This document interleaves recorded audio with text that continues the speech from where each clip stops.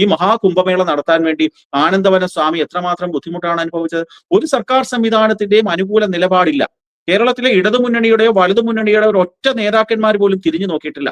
പാലം പണി ഉൾപ്പെടെയുള്ള കാര്യങ്ങൾ അദ്ദേഹത്തിന്റെ ഒരു സ്വന്തം റിസ്കിൽ അങ്ങ് ചെയ്യുകയായിരുന്നു. റവന്യൂ ഡിപ്പാർട്ട്മെന്റ് NOC പോലും കൊടുത്തില്ല, സ്റ്റോപ്പ് മെമ്മോ കൊടുത്തു. അങ്ങനെ ഈ മഹാകുംഭമേളയെ തകർത്ത അതേ ശക്തികൾ കാന്തപുരം എന്ന് പറയുന്ന ഒരു സ്വർഗീയവാദിക്ക് വേണ്ടി എല്ലാവരും അപ്പുറവും ഇപ്പുറവും നിന്ന് തൊഴുകൈകളോടുകൂടി എത്രയോ ആഹ്ലാദത്തോടു കൂടി ഇരിക്കുന്ന കാഴ്ച കണ്ടപ്പോഴാണ് ഈ കേരളത്തിലെ ഹിന്ദുവിന്റെ അവസ്ഥ നമ്മൾ ആലോചിക്കേണ്ടത്. കേരളത്തിലെ ഇടതുമുന്നണി സർക്കാർ തീരുമാനിച്ചു, കേരളത്തിലെ കന്യാസ്ത്രീകൾക്ക് 2000 രൂപ പ്രതിമാസം പെൻഷൻ നൽകാൻ തീരുമാനിച്ചു എന്നുള്ളത് എത്ര സന്തോഷപൂർവ്വമാണ് കത്തോലിക്ക സഭയുടെ കുഞ്ഞാടായിട്ടുള്ള ഈ ജോസ് കെ മാണി പ്രഖ്യാപിച്ചത്. ഞാൻ ചോദിച്ചോളട്ടെ, കേരളത്തിലും ഉണ്ടല്ലോ ധാരാളം ഹിന്ദു സന്യാസിനിമാര്, പാവം പിടിച്ച അമ്മമാരായിട്ടുള്ളവർക്ക് എന്തെങ്കിലും സഹായം കോവിഡ് കാലത്തോ വെള്ളപ്പൊക്ക കാലത്തോ കൊടുക്കാൻ ഇവിടുത്തെ പിണറായി സർക്കാർ തയ്യാറായിട്ടുണ്ടോ?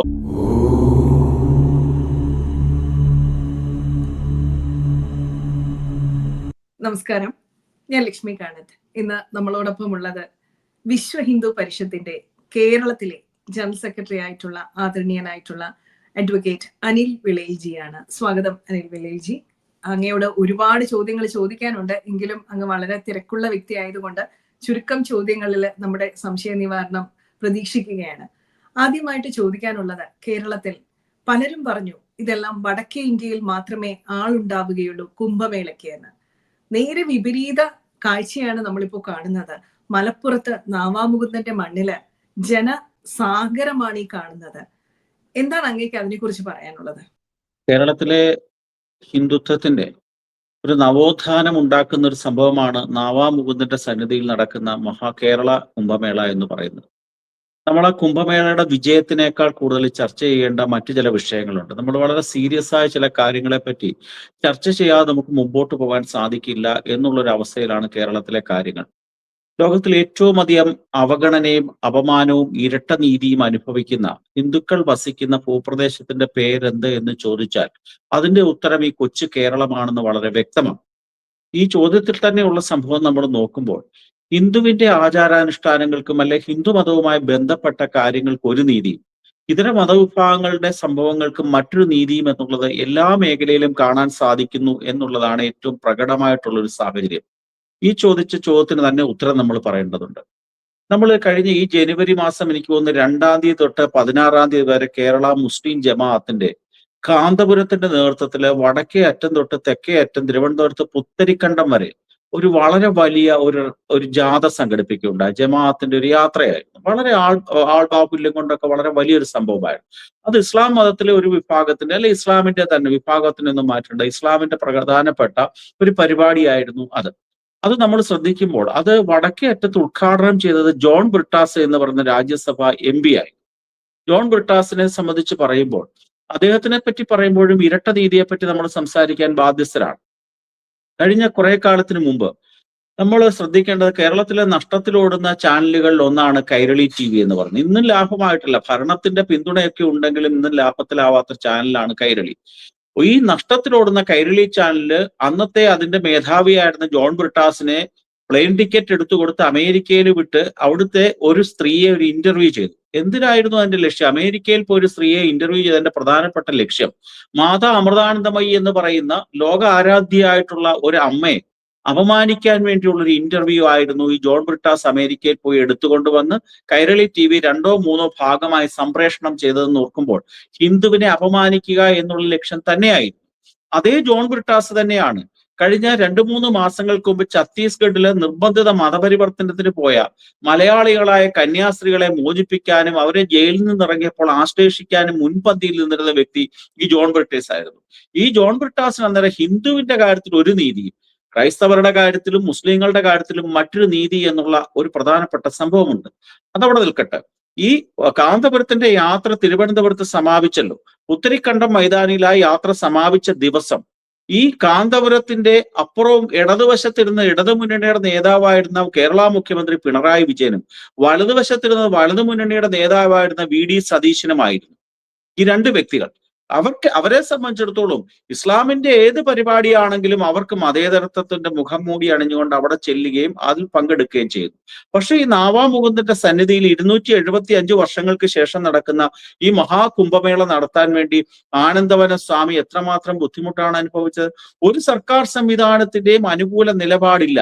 കേരളത്തിലെ ഇടതുമുന്നണിയുടെയോ വലതുമുന്നണിയുടെയോ ഒരു ഒറ്റ നേതാക്കന്മാർ പോലും തിരിഞ്ഞു നോക്കിയിട്ടില്ല. പാലം പണി ഉൾപ്പെടെയുള്ള കാര്യങ്ങൾ അദ്ദേഹത്തിന്റെ ഒരു സ്വന്തം റിസ്കിൽ അങ്ങ് ചെയ്യുകയായിരുന്നു. റവന്യൂ ഡിപ്പാർട്ട്മെന്റ് NOC പോലും കൊടുത്തില്ല, സ്റ്റോപ്പ് മെമ്മോ കൊടുത്തു.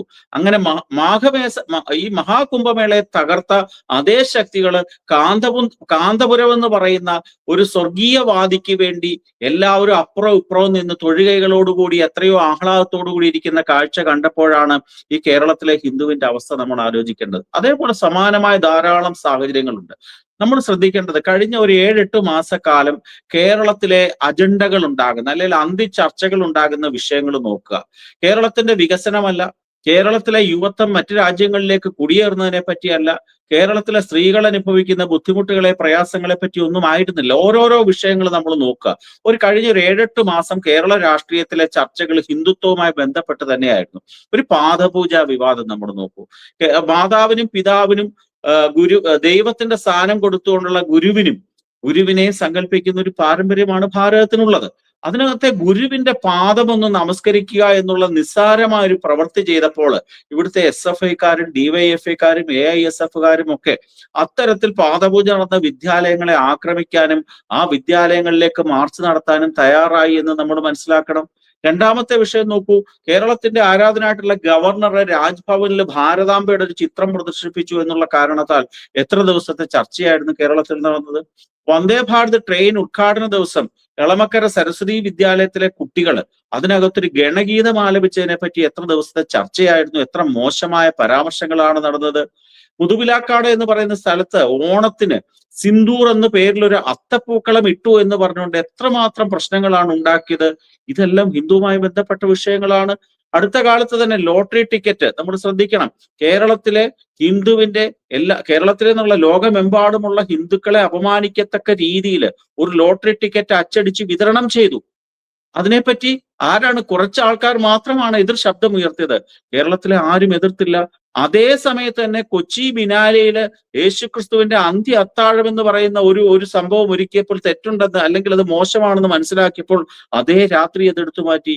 എന്തുകൊണ്ട് ലോട്ടറി ടിക്കറ്റ് പിൻവലിച്ചില്ല? ശബരിമല ഇഷ്യൂ തുടങ്ങി ധാരാളം സംഭവങ്ങൾ നമ്മൾ നോക്കുമ്പോൾ ഹിന്ദുവിനെ ടാർഗറ്റ് ചെയ്തുകൊണ്ട് ഹിന്ദുവിനെ ലക്ഷ്യം വെച്ചുകൊണ്ടുള്ള അജണ്ടകളാണ് കേരള രാഷ്ട്രീയത്തിൽ നടക്കുന്നത് നമുക്ക് മനസ്സിലാക്കാൻ സാധിക്കും. ഇന്നലെ പോലും സംഭവം നടന്നില്ലേ? ഇന്ന് കേരള കോൺഗ്രസ് മാണി വിഭാഗത്തിന്റെ നേതാവായ ജോസ് കെ മാണി ഫേസ്ബുക്കിൽ ഒരു പോസ്റ്റ് ഇട്ടിരുന്നു. എന്തായിരുന്നു?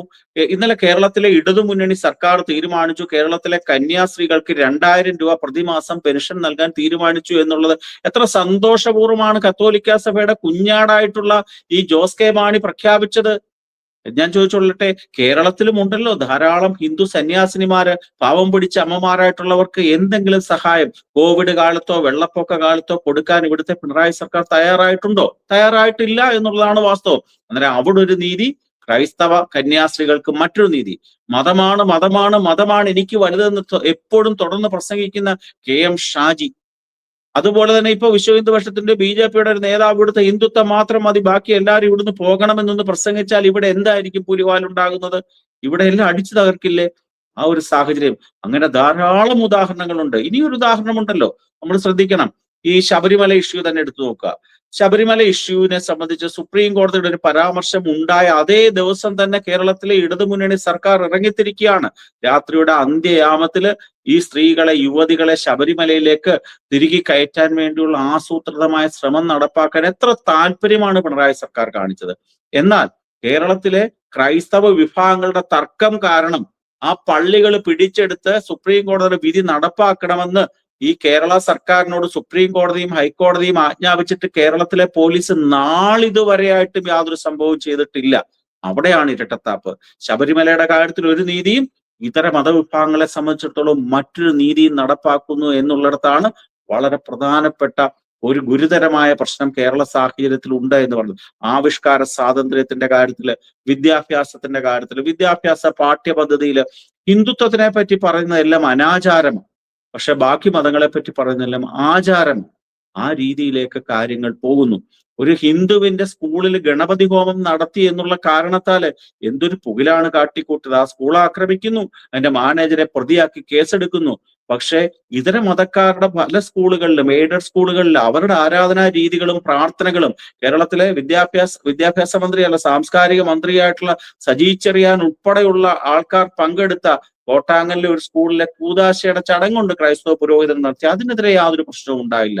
ഇങ്ങനെ 1 by 1 ആയിട്ട് എത്രയോ ഉദാഹരണങ്ങൾ കാണിക്കുമ്പോഴാണ് കേരളത്തിലെ ഹിന്ദുവിന്റെ ഗതികേടും കേരളത്തിലെ ഹിന്ദു എത്രമാത്രം ഇരട്ടത്താപ്പിലാണ് കഴിയുന്നതെന്ന് നമുക്ക് മനസ്സിലാക്കാൻ സാധിക്കുന്നത്. നമ്മൾ ശ്രദ്ധിക്കുക, കേരളത്തിലെ ഹിന്ദുവിന്റെ ആരാധനാ രീതി, ആരാധനാ ആലയങ്ങൾ എല്ലാം സർക്കാരിന്റെ നിയന്ത്രണത്തിലുള്ള മഹാഭൂരിപക്ഷവും ക്ഷേത്രങ്ങളും കേരളത്തിലെ 5 ദേവസ്വം ബോർഡുകളുടെ കീഴിലാണ്. Thiruvithamkoor Devaswom board, Kochi Devaswom board, Malabar Devaswom board, Koodalmanikyam Devaswom, Guruvayur Devaswom തുടങ്ങിയ 5 സർക്കാർ നിയന്ത്രിത ദേവസ്വം ബോർഡുകളാണ് ഇതെല്ലാം കൈകാര്യം. ഉദ്യോഗസ്ഥ ഭരണമാണ്.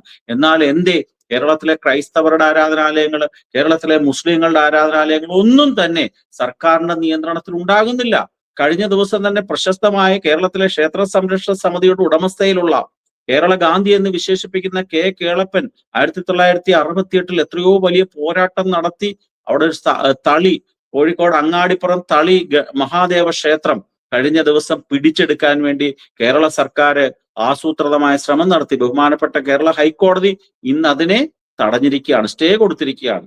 പക്ഷെ ഞാൻ നേരത്തെ സൂചിപ്പിച്ച സഭാ തർക്കത്തിൽ ഈ ഒരു താല്പര്യമില്ല.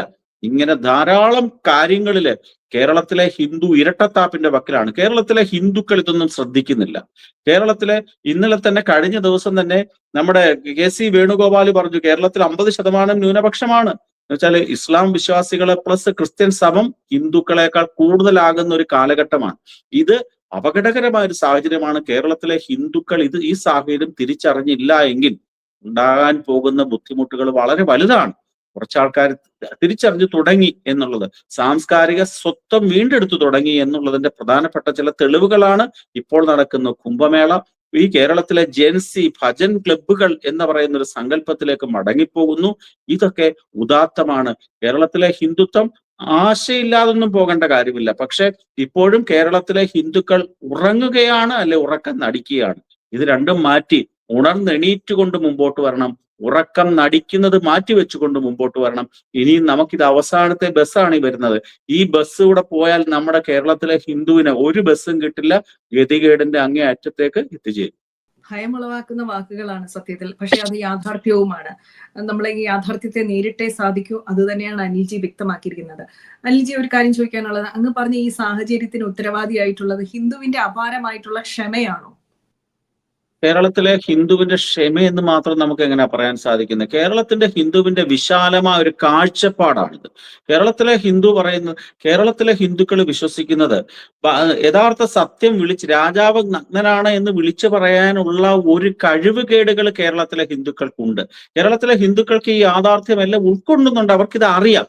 പക്ഷെ പറഞ്ഞു പോയാൽ എന്റെ മതേതരത്വ മുഖം നഷ്ടമാകുമോ, ഞാനൊരു വർഗീയവാദിയായി ചിത്രീകരിക്കപ്പെടുമോ തുടങ്ങിയ ആശങ്കകളാണ് കേരളത്തിലെ ഹിന്ദുവിന്റെ പ്രധാനപ്പെട്ട പ്രശ്നം. അതുകൊണ്ട് കേരളത്തിലെ ഹിന്ദു മനസ്സിലാക്കണം, ഇതൊക്കെ ഈ കേരളവും ഭാരതവും മാത്രമേ ഉള്ളൂ ഇതൊക്കെ ചെയ്യാൻ. എനിക്കിപ്പോൾ ഈ കുറി തൊട്ടുകൊണ്ടിരിക്കാൻ, ഇപ്പൊ മേഡത്തിന് ഈ ചന്ദനക്കുറി തൊട്ടുകൊണ്ടിരിക്കാൻ ഈ സ്ഥലമേ ഉള്ളൂ. നിലവിളക്ക് കൊളുത്താൻ എനിക്ക് ഈ സംസ്ഥാനവും ഈ രാജ്യം മാത്രമേ ഉള്ളൂ. എനിക്ക് പ്രാർത്ഥിക്കാനുള്ള ക്ഷേത്രങ്ങൾ ഇവിടെ മാത്രമേ ഉള്ളൂ.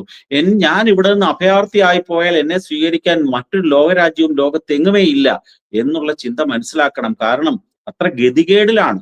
ഗാസയ്ക്ക് വേണ്ടി കരയാനും ബംഗ്ലാദേശിലെ മുസ്ലിങ്ങൾക്ക് വേണ്ടി കരയാനും ഒക്കെ തന്നെ ഇവിടെ ധാരാളം ആൾക്കാരുണ്ട്. പക്ഷെ ബംഗ്ലാദേശിലെ ഹിന്ദുവിന് വേണ്ടി കരയാനും ഈ കേരളത്തിലെ ഗതികെട്ട ഹിന്ദുവിന് വേണ്ടി ശബ്ദമുയർത്താനും ആരുമില്ല എന്ന് മനസ്സിലാക്കണം. കേരളത്തിലെല്ലാം മതേതരത്വ മുഖമുള്ള കള്ളന്മാരാൽ സമ്പന്നമാണ്. അത് തിരിച്ചറിയാൻ കേരളത്തിലെ സമൂഹം സാധിക്കും.